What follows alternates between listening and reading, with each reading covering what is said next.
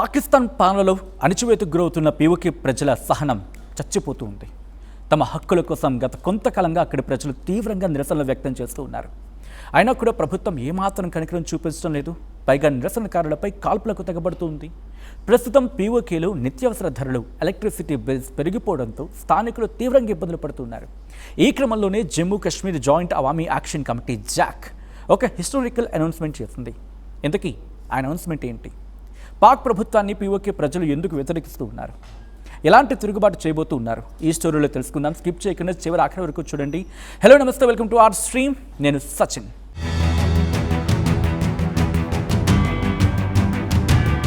Pakistan occupied Kashmir అనగానే అందరూ వివాదాస్పద ప్రాంతంగా భావిస్తూ ఉంటారు, అనుకుంటారు. కానీ అక్కడ జీవించే లక్షలాది మంది ప్రజల కష్టాలు రోజు రోజుకి రెట్టింపు అవుతున్నాయన్న విషయం ఎంతమందికి తెలుసు? అక్కడున్న నదులపై పాకిస్తాన్ భారీ హైడ్రో ఎలక్ట్రిక్ ప్రాజెక్ట్స్ నిర్మించిందని చెప్పి మనలో ఎంతమందికి తెలుసు? ఈ ప్రాజెక్టుల ద్వారా చాలా తక్కువ ధరకే విద్యుత్ ఉత్పత్తి అవుతుంది. కానీ అక్కడి స్థానిక ప్రజలకు మాత్రం పాకిస్తాన్ ప్రభుత్వం ఊహించని రీతిలో విద్యుత్ పన్నులతో బాధిస్తూ ఉంది. ఒక బాధుడు తమ ప్రాంతం నుంచే కరెంటు ఉత్పత్తి అవుతున్నప్పటికీ తమకే భారీగా కరెంటు బిల్లుల ట్యాక్స్ విధించడం ఏంటని పాకిస్తాన్ ఆక్యుపైడ్ కాశ్మీర్ ప్రజలు తీవ్ర ఆగ్రహం వ్యక్తం చేస్తున్నారు. ఇంకోవైపు పాకిస్తాన్లో కొన్నేళ్లుగా నడుస్తున్న ఎకనామిక్ క్రైసిస్ ప్రభావం పీఓకేపై తీవ్రంగా పడుతూ ఉంది. నిత్యావసర ధరలు ఆకాశాన్ని అంటుతూ ఉన్నాయి. పాక్ ప్రభుత్వం సబ్సిడీలను కూడా కట్ చేయడంతో సామాన్య కుటుంబాలు ఆకలితో అలమటిస్తూ ఉన్నాయి, అల్లాడిపోతూ ఉన్నాయి.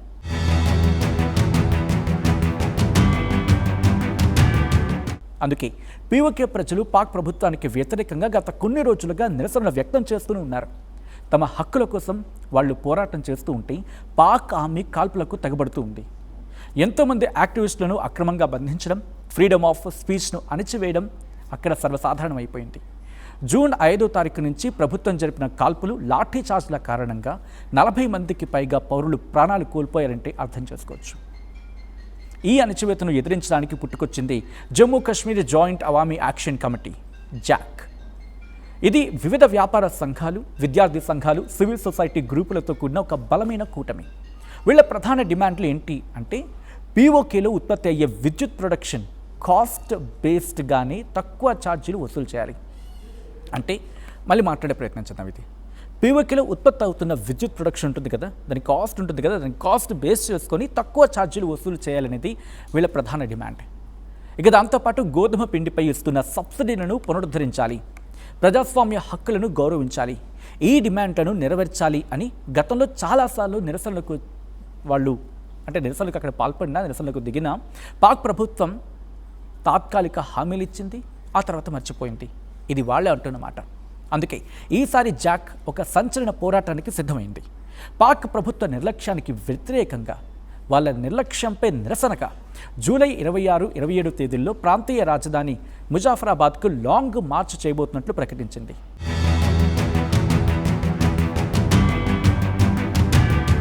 ఈ లాంగ్ మార్చ్కి పీఓకేలోని వివిధ మూలల నుంచి రావల్కోట్, మీర్పూర్, కోట్లీ, పూంచ్ ఈ ప్రాంతాల నుంచి వేలాది మంది ప్రజలు, యువకులు, మహిళలు ముజాఫరాబాద్ వైపు తరలి వస్తూ ఉన్నారు. దీన్ని అడ్డుకోవడానికి పాక్ సర్కార్ తీవ్రంగా ట్రై చేస్తుంది. సెక్షన్ 144 విధించింది, ఇంటర్నెట్ సర్వీసెస్ని నిలిపేసింది, రోడ్లని బ్లాక్ చేసింది, ఇలాంటి చర్యలకు పాల్పడింది. అలాగే ఎక్స్ట్రా ఫోర్సెస్ని రంగంలోకి దించింది. దీంతో అక్కడ తీవ్రమైన ఉద్రిక్త పరిస్థితి నెలకొంది. ఇక పాకిస్తాన్ ఆక్యుపైడ్ కాశ్మీర్లో ముదురుతున్న ఈ నిరసనలు పాక్ ప్రభుత్వానికి పెద్ద తలనొప్పిగా మారిపోయాయి. ఇప్పటికీ ఇంటర్నేషనల్ మానిటరీ ఫండ్ లోన్స్ కోసం అప్పుల ఊబిలో కూరుకుపోయిన పాకిస్తాన్ ఆక్యుపైడ్ కాశ్మీర్ ప్రజలకు కనీస సౌకర్యాలు కల్పించలేకపోతూ ఉంది. మరోవైపు పీఓకే చట్టబద్ధంగా భారత్లో భాగమని భారత్ ఎప్పటికప్పుడు క్లియర్గా చెప్తూ ఉంది. అక్కడి ప్రజలపై జరుగుతున్న మానవ హక్కుల ఉల్లంఘనలని భారత్ ఇంటర్నేషనల్ ఫోరమ్స్లో ప్రశ్నిస్తూనే ఉంది. ఇంకోవైపు పాక్ అధికారులు, జాక్ నేతల మధ్య జరిగిన చర్చలు కూడా ఏకాభిప్రాయానికి రాలేకపోతూ ఉన్నాయి. దీంతో మళ్లీ నిరసనలు ఉధృతంగా మారాయి. జూలై 26న మీర్పూర్ డివిజన్ నుంచి ప్రారంభమైన ఈ నిరసనలు ఇప్పుడు ముజాఫరాబాద్లోని అసెంబ్లీ ముట్టడి వైపు లాంగ్ మార్చ్ చేస్తూ ఉన్నాయి.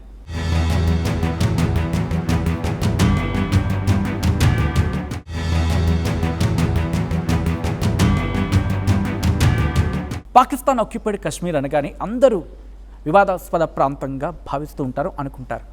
కానీ అక్కడ జీవించే లక్షలాది మంది ప్రజల కష్టాలు రోజు రోజుకి రెట్టింపు అవుతున్నాయన్న విషయం ఎంతమందికి తెలుసు? అక్కడున్న నదులపై పాకిస్తాన్ భారీ హైడ్రో ఎలక్ట్రిక్ ప్రాజెక్ట్స్ నిర్మించిందని చెప్పి మనలో ఎంతమందికి తెలుసు? ఈ ప్రాజెక్టుల ద్వారా చాలా తక్కువ ధరకే విద్యుత్ ఉత్పత్తి అవుతుంది. కానీ అక్కడి స్థానిక ప్రజలకు మాత్రం పాకిస్తాన్ ప్రభుత్వం ఊహించని రీతిలో విద్యుత్ పన్నులతో బాధిస్తూ ఉంది ఒక బాధుడు. తమ ప్రాంతం నుంచే కరెంటు ఉత్పత్తి అవుతున్నప్పటికీ తమకే భారీగా కరెంటు బిల్లుల ట్యాక్స్ విధించడం ఏంటని పాకిస్తాన్ ఆక్యుపైడ్ కశ్మీర్ ప్రజలు తీవ్ర ఆగ్రహం వ్యక్తం చేస్తున్నారు. ఇంకోవైపు పాకిస్తాన్లో కొన్నేళ్లుగా నడుస్తున్న ఎకనామిక్ క్రైసిస్ ప్రభావం పీఓకేపై తీవ్రంగా పడుతూ ఉంది. నిత్యావసర ధరలు ఆకాశాన్నంటుతూ ఉన్నాయి. పాక్ ప్రభుత్వం సబ్సిడీలను కూడా కట్ చేయడంతో సామాన్య కుటుంబాలు ఆకలితో అలమటిస్తూ ఉన్నాయి, అల్లాడిపోతూ ఉన్నాయి.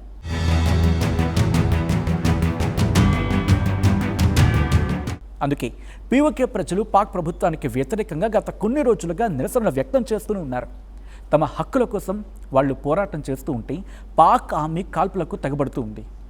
ఎంతోమంది యాక్టివిస్టులను అక్రమంగా బంధించడం, ఫ్రీడమ్ ఆఫ్ స్పీచ్ను అణిచివేయడం అక్కడ సర్వసాధారణమైపోయింది. జూన్ 5వ తారీఖు నుంచి ప్రభుత్వం జరిపిన కాల్పులు, లాఠీ చార్జ్ల కారణంగా 40 మందికి పైగా పౌరులు ప్రాణాలు కోల్పోయారంటే అర్థం చేసుకోవచ్చు. ఈ అణచివేతను ఎదిరించడానికి పుట్టుకొచ్చింది Jammu Kashmir joint Awami action committee, Jack.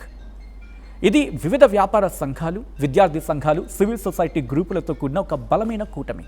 వీళ్ళ ప్రధాన డిమాండ్లు ఏంటి అంటే, పీఓకేలో ఉత్పత్తి అయ్యే విద్యుత్ ప్రొడక్షన్ కాస్ట్ బేస్డ్గానే తక్కువ ఛార్జీలు వసూలు చేయాలి.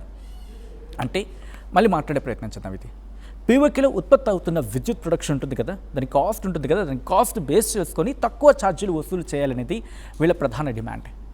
ఇక దాంతోపాటు గోధుమ పిండిపై ఇస్తున్న సబ్సిడీలను పునరుద్ధరించాలి, ప్రజాస్వామ్య హక్కులను గౌరవించాలి, ఈ డిమాండ్లను నెరవేర్చాలి అని గతంలో చాలాసార్లు నిరసనలకు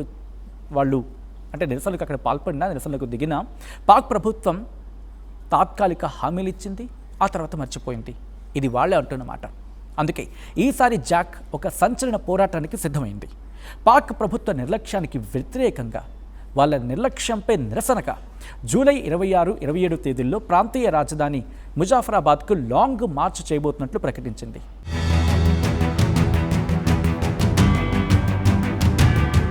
ఈ లాంగ్ మార్చ్కి పీఓకే లేని వివిధ మూలల నుంచి రావల్కోట్, మీర్పూర్, కోట్లీ, పూంచ్ ఈ ప్రాంతాల నుంచి వేలాది మంది ప్రజలు, యువకులు, మహిళలు ముజాఫరాబాద్ వైపు తరలి వస్తూ ఉన్నారు.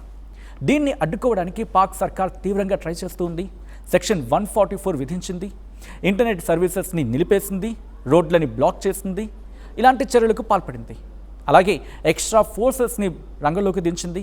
దీంతో అక్కడ తీవ్రమైన ఉద్రిక్త పరిస్థితి నెలకొంది. ఇక పాకిస్తాన్ ఆక్యుపైడ్ కశ్మీర్లో ముదురుతున్న ఈ నిరసనలు పాక్ ప్రభుత్వానికి పెద్ద తలనొప్పిగా మారిపోయాయి. ఇప్పటికీ ఇంటర్నేషనల్ మానిటరీ ఫండ్ లోన్స్ కోసం అప్పుల ఊబిలో కూరుకుపోయిన పాకిస్తాన్ ఆక్యుపైడ్ కశ్మీర్ ప్రజలకు కనీస సౌకర్యాలు కల్పించలేకపోతూ ఉంది. మరోవైపు పీఓకే చట్టబద్ధంగా భారత్లో భాగమని భారత్ ఎప్పటికప్పుడు క్లియర్గా చెప్తూ ఉంది.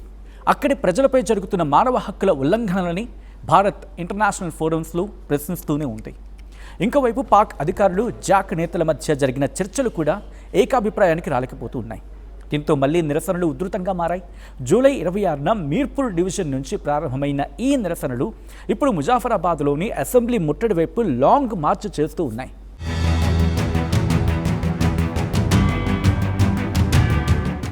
తమ కనీస హక్కుల కోసం పీఓకే ప్రజలు చేస్తోంది కేవలం నిరసనలు మాత్రమే కాదు, ఏళ్ల తరబడి అనుభవిస్తున్న అణచివేతపై ప్రజల తిరుగుబాటు. మరి దీనిపై మీ అభిప్రాయం ఏంటి? పాక్ ప్రభుత్వం ఈ ప్రజా ఉద్యమాన్ని అణచివేయగలుగుతుందా, లేకపోతే ప్రజల డిమాండ్లకు తలగ్గుతుందా? మీ అభిప్రాయం ఏంటి కామెంట్ చేయండి. అండ్ ఇలాంటి ఇంట్రెస్టింగ్ స్టోరీస్ కోసం వెంటనే ఆ స్ట్రీమ్ ఛానల్ని సబ్స్క్రైబ్ చేసుకోండి, కింద బెల్ ఐకాన్ ఉంటుంది. అండ్ మీకు ఇంకా ఎటువంటి స్టోరీస్ కావాలి, ఎటువంటి ఇన్డెప్త్ అనాలిసిస్ ఉన్న స్టోరీస్ కావాలో కింద కామెంట్ సెక్షన్లో మెన్షన్ చేసే ప్రయత్నం చేయండి. అండ్ ఇదే స్టోరీని, మీకు ఇంట్రెస్టింగ్ అనిపిస్తున్న స్టోరీని మీ ఫ్రెండ్స్ కానీ మీ ఫ్యామిలీస్ కానీ షేర్ చేయాలనుకుంటే వెంటనే షేర్ బటన్ ఉంటుంది, వెంటనే షేర్ బటన్లో క్లిక్ చేసి షేర్ చేయండి ఈ స్టోరీని.